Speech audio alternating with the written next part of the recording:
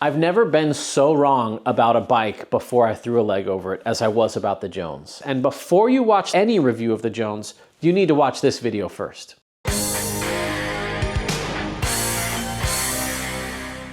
Never has a hardtail impacted me so much as the Jones. And we've got to talk about this. This might be one of the most important and most interesting videos I've made in a long time.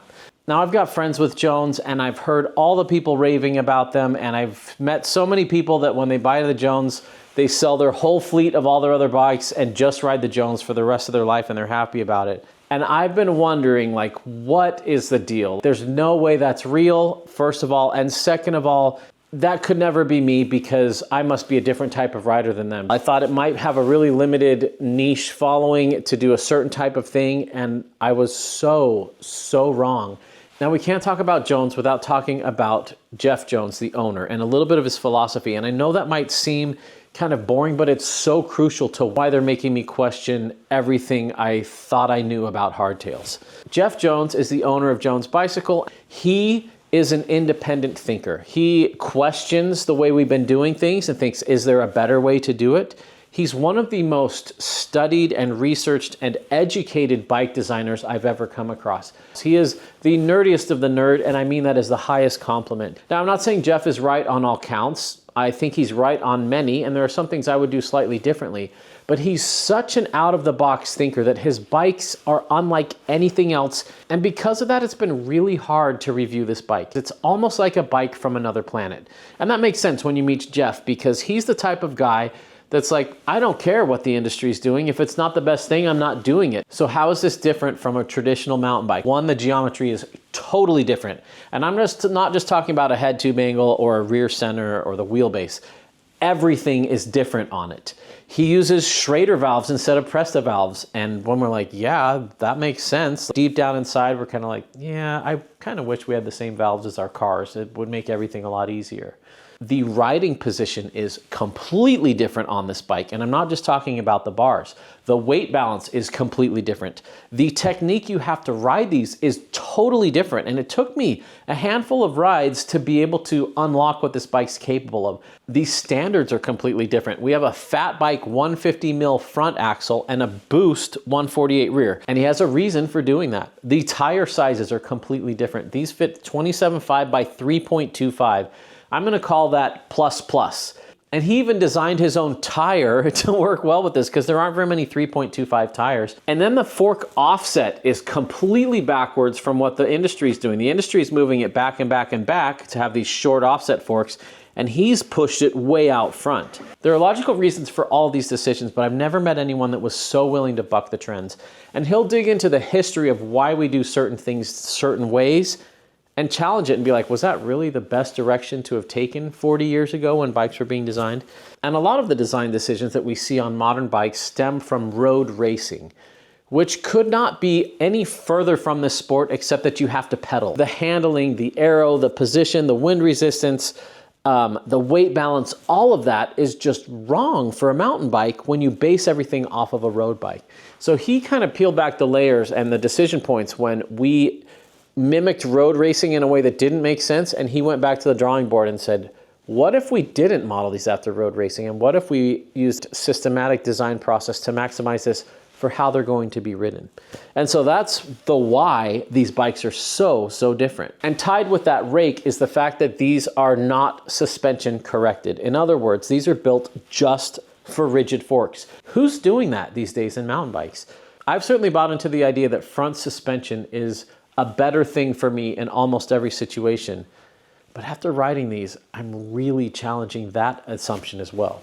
Since we're running a rigid fork, he doesn't need a tapered head tube. So it's a straight head tube with straight 1.125" headset. It's also got a really long steer tube where the bars come up to the height of the saddle. It's a much taller stack. We're gonna dive into the details on the Geo in just a minute. But what I'm trying to get at is that every single thing about this bike is completely different from any other mountain bike.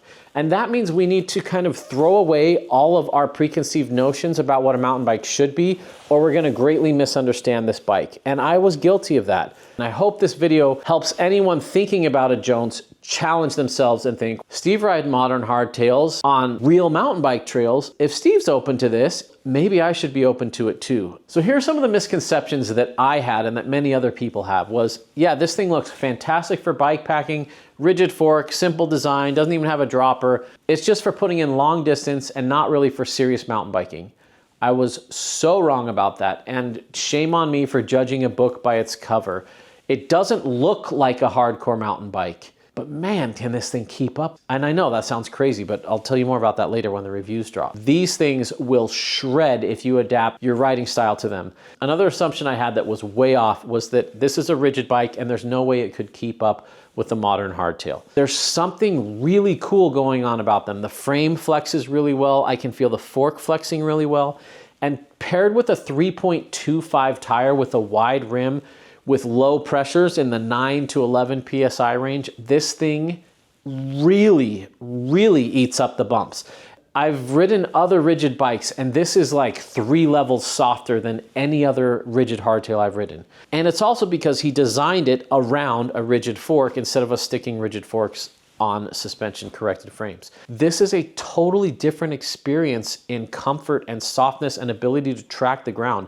Anyway, it just blew my mind how little I needed suspension when all the other things were working well together. And there was something simple about that. And I love how the Geo doesn't chain. Now, I feel like this next assumption is true for most people looking at these, is that that's cool and all for the nerds and for the people who don't really take mountain biking seriously, but it's not for me. I couldn't have been more wrong. I have over 12 gorgeous high-end bling hardtails that I can grab at any time, and I've been grabbing the Joneses more than those lately. They are absolutely for me, and they're likely for you and most people as well. And finally, some of the nomenclature that Jones uses kind of brings our brains to the wrong place, in my opinion. His sizing's totally different. So just because you're a medium on brand X does not mean you're gonna be a medium on the Jones. Remember, this bike's from another planet that doesn't build on the history of what your bike built on. It's got its own thing. Also, the short wheelbase versus long wheelbase nomenclature, I think it's misleading, and I don't think we should be thinking them as short wheelbase and long wheelbase. As we're about to see in the geometry measurements when we throw this on the geometer, the short wheelbase is not what you think it's going to be. We'll take a look at that in a second. Now, marketing and advertising plays a huge role in our mountain bike world, for better and for worse. It's the marketing video that we see of someone shredding on a bike that tips us over to purchase it when we're like, oh, I was on the fence. Now that I see what that can do and I envision myself doing that, I want it. And marketing kind of tips the scale from curious to owners. Another goal of marketing is to convince you that what you have is not good enough and it makes a problem for you and you're not happy until you have the new thing. And that I really don't like feeding into in our industry or any industry, is this feeling that, oh, if only I had item X, my life would be complete and I would be happier. Except we get that thing and then someone comes along and tells us, oh, but the new thing is even better, and then we just chase this rabbit hole.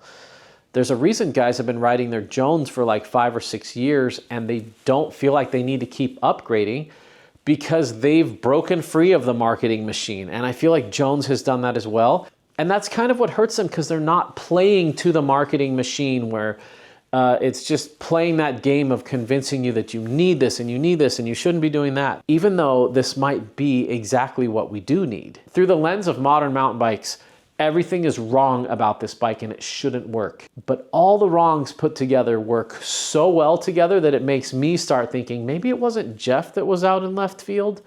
Maybe it's the rest of the industry and we're just marching in the wrong direction, where Jeff's over here figuring out some really interesting things that everybody's ignoring, when this would make most people a lot happier than chasing the trends that we're seeing right now.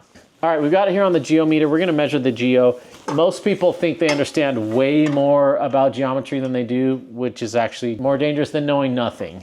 If you ever wanna understand bike geometry inside and out, take my geometry course. I've got a link to that.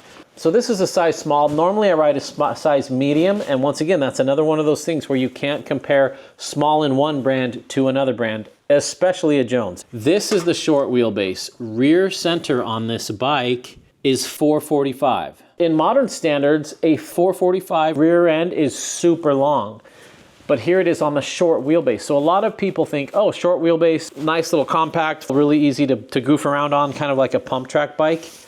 It's got a 445 mil rear end. That's only part of the story though. You need to understand how the rest interacts together. So the whole wheelbase here is 1080. So compared to the other Jones, this is the shorter of the two wheelbases, but that 445 mil rear end is not this tucked tiny little rear end like we'd find on a lot of other bikes. Front center is 620. Reach, this one's gonna be interesting, 367. So I'm normally running almost 100 mil longer reach than this. That should tell you that this bike is nothing like anything else you've ridden. And I'm not gonna say one's better than the other, but the weight distribution, your body positioning, how the bike handles is completely different between this and a traditional modern hardtail. So be really careful when thinking about this as a short wheelbase and like it's just this tiny little like BMX-y bike.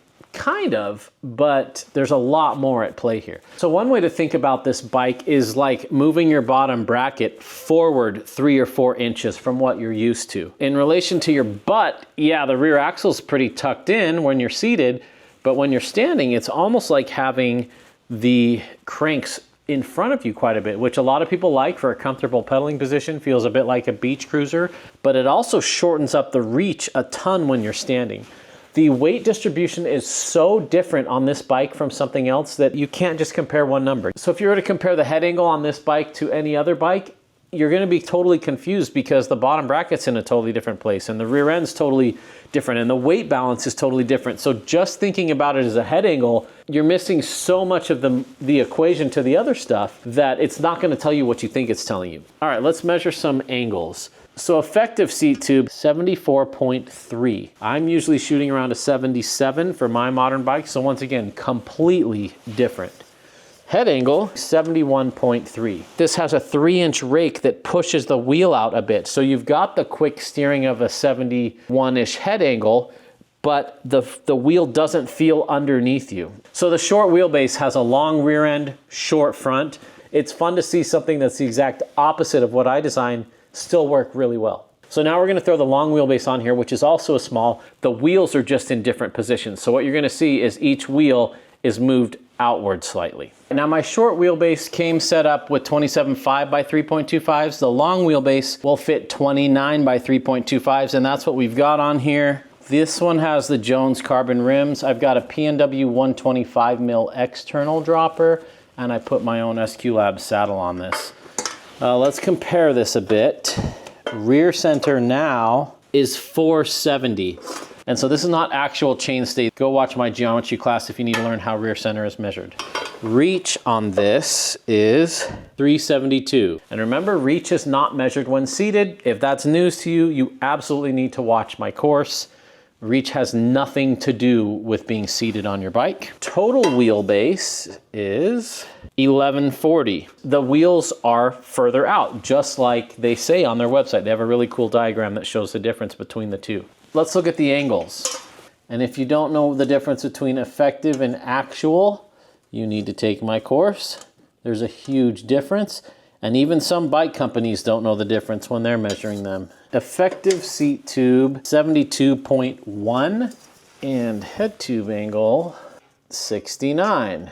That would make sense. It's a little bit slacker. It gets that front wheel out a little bit more. I think the rake is more on the LWB, I'm not sure.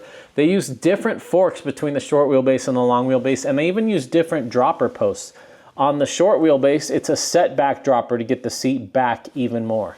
So you can see the geometry is unlike anything else on the planet, and you have to be super careful when comparing this to anything else. In fact, anytime you're ever comparing anything on a Jones to any other bike, you need to stop yourself and be like, wait a minute, this is a Jones we're dealing with. I can't compare one variable because there are 9 other variables that are completely different as well. It's like comparing apples and moon rocks. They're not even close to the same, so be really careful.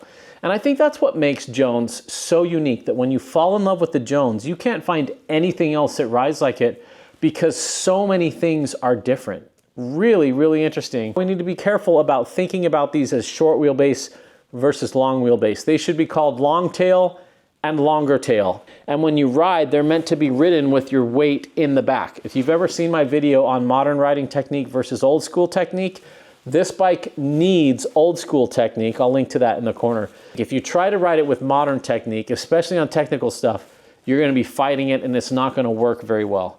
Because of the nature of the bike, you stop thinking about your gear. You stop thinking, oh, I wish I had wireless shifting, or oh, I wish I had this or that. You're thinking about the ride and you're enjoying what's going on around you. I can't think of a better compliment for a bike when I'm reviewing it to make me forget about the bike and just being in love with pedaling again. I want you to think about your all-time favorite bike ride that you've ever been on. I'm not talking about your favorite trail. I'm talking about a moment in time when you were on your bike. What made it special? I guarantee it's not because you now finally had the latest drivetrain or the latest standard, and it changed the experience so much that that made it the best ride of your life. Some of my top 10 rides were on rigid bikes without droppers with cantilever brakes back in the 90s, and I didn't need all the modern stuff I have now to have created that memory. What these bikes encourage you to do is have the experience be the focus more than the equipment. I can't explain the why this is happening. It doesn't make any sense to me, but there is something about it that the more I ride a Jones, the more I'm like, you know, maybe I don't need a fleet of 12 bikes. These bikes have changed me so much that I'm considering buying one. It's ruined me. Do not ride a Jones if you're not ready to sell your fleet and buy a Jones.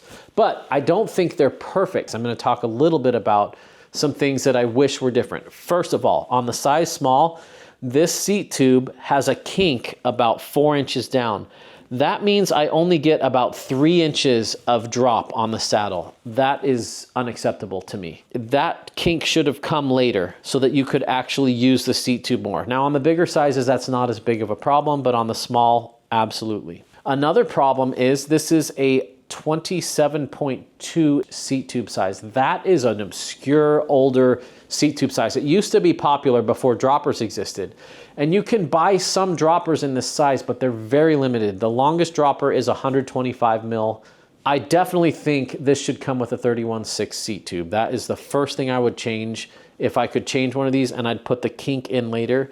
And third, with that, I would make it internally routed so you could run a dropper inside. Right now, there's no entry port into the seat tube. Now, I'm crazy enough that I would actually drill one of these out if I owned it and run it internal, but there isn't a cable tie to actually run one down to the seat tube here. Now, you could run an external dropper on it, and you can get 27.2 droppers, but I really don't see a reason not to go to the bigger seat tube size. If this thing had a 31.6 seat tube and it was routed for internal routing and the bend was a little bit lower, I would be buying one of these, no question. It's just enough of a hassle for me that I'm hesitating to purchase one, which is crazy because I don't need any more bikes and I never have to purchase bikes. Running Hardtail Party, companies will send me whatever bikes I want, but I still like this enough that I'm even thinking about purchasing it despite having those seat tube limitations. Another funky thing is it has a front derailleur mount. I could see some people running front derailleurs on this, but personally, an internal dropper is way more valuable than a front derailleur mount for me. Also, some of the geometry is not perfect for me. That's gonna come in the reviews. The seat tube is slacker than I prefer, and it creates some knee pain when I'm riding it. That's just me, and I think shorter riders especially are gonna want a little bit steeper seat tube. That's worth mentioning as well. So I wanna hear what assumptions you have about the Jones in the comments below. We're gonna see if those assumptions get shattered or not in the review video. I'm not affiliated with Jones. I've just always been curious about their bikes, and I'm super grateful for them for thinking outside the box and sending these in so we could get a modern hardtail reviewer's perspective on these totally different bikes that are out of left field. But the more I ride these, the more I'm thinking, I think everyone else is in left field and Jones has got it going on. It's really got the wheels turning, and I now want to experiment with similar design ideas, and the wheels are already turning about how I would design a modern version of the Jones. And I may ruin it. It may be terrible and not do what I need it to do. Or maybe a cool blend between the two. It'll be curious. Make sure you guys are subscribed so you don't miss any of this interesting Jones content. Give this a thumbs up if you learned something. And stay tuned. We're about to drop the ride reviews of each of these, along with a comparison video between the long wheelbase and the short wheelbase and why you would buy each one. Thanks for watching and getting nerdy with me, everybody. There's a party in the mountains and you're invited.